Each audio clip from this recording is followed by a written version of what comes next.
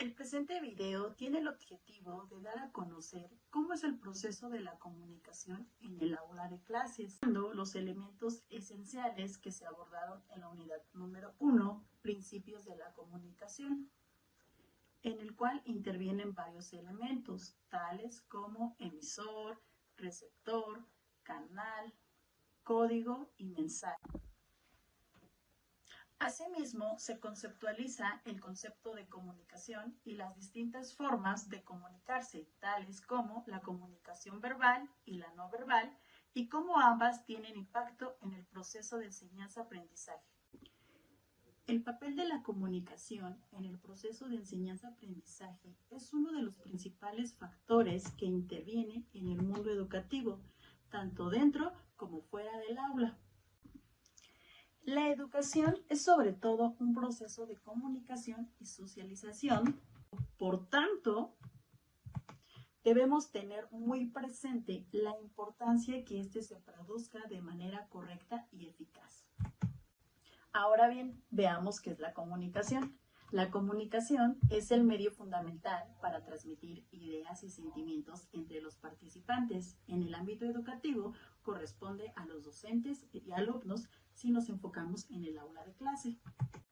Existen diversas formas de comunicarse en un contexto de aula, ya que existe diversidad cultural y social, por lo que la comunicación es inevitable. Fonseca, Correa, Pineda, Lemus, 2011, mencionan que comunicar es llegar a compartir algo de nosotros mismos. Por lo tanto, define la comunicación como es una cualidad emocional y racional específica del hombre que surge de la necesidad de ponerse en contacto con los demás cuando intercambian ideas que adquieren sentido o significación de acuerdo a sus experiencias. Recuerda que la comunicación puede ser verbal y no verbal. La primera utiliza un lenguaje o idioma donde encontramos la comunicación oral, que es el intercambio de mensajes a través del habla. Se utilizan palabras y signos.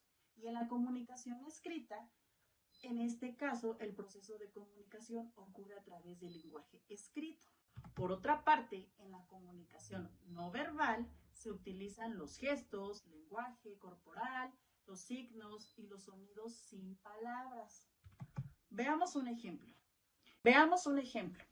Si suena la sirena en el cole, se trata de una comunicación no verbal en la que se emplean sonidos. Otro ejemplo. Si un niño lee un cuento, se trata de una comunicación verbal en la que se emplean signos. Recordemos que los propósitos de la comunicación son 4. 1. Informar, entretener, persuadir y actuar. Por lo tanto, la educación en el salón de clases se define como el conjunto de los procesos de intercambio de información entre el profesor y el alumno y entre compañeros entre sí, con el fin de llevar a cabo dos objetivos. 1. La relación personal y el proceso de enseñanza-aprendizaje. Por esta razón, se considera que la comunicación dentro del aula es una área para reflexionar y actuar. En ella, docentes y alumnos mantienen un proceso de enseñanza-aprendizaje. Para ello, la comunicación necesita tener un carácter didáctico, siendo la misión del docente aplicar métodos y estrategias con el fin de mejorar el desarrollo de los aprendizajes. A continuación, te presentamos una imagen del proceso de comunicación de acuerdo con Robbins 2004. Se dice que el proceso de comunicación es aquel que se lleva a cabo entre un emisor y un receptor. El primero emite un mensaje dirigido hacia el segundo y se lleva a cabo a través de un determinado canal. Para que exista un proceso de comunicación se necesitan los siguientes elementos. 1. Emisor. ¿Quién es el emisor? La persona que envía o transmite el mensaje. 2. El mensaje, que es la información que se quiere transmitir. 3. Receptor.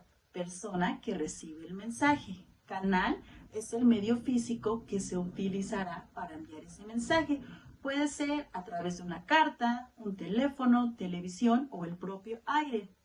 5. Código. El lenguaje empleado para crear el mensaje pueden ser palabras, gestos o símbolos. Veamos un ejemplo en el ámbito educativo. En una clase, el emisor es el docente. El código es el idioma español de forma oral. El mensaje es la explicación que da la maestra. Por ejemplo, los animales invertebrados no tienen huesos. El canal sería el aire y el receptor el alumno, quien está recibiendo esa información.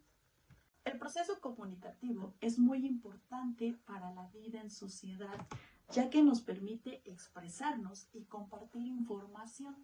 También nos permite establecer relaciones. El lenguaje corporal y la voz del docente en el aula resultan determinantes para facilitar el aprendizaje. La gestión eficaz de la comunicación no verbal en el aula genera un ambiente de aprendizaje favorable, reduce la distancia física y psicológica entre docente y alumnos, crea un clima de confianza y respeto y facilita la asimilación de contenidos, entre otras muchas ventajas. A continuación se mencionan algunos ejemplos de comunicación no verbal que debe emplear el docente en la enseñanza. 1. Entrar a clase con clase. 2. Sonríe y te sonreirán. 3. Camina con seguridad. 4. No pierdas de vista a nadie. 5. Habla de pie y muévete por toda el aula. 6. Ilustra y enseña con gestos.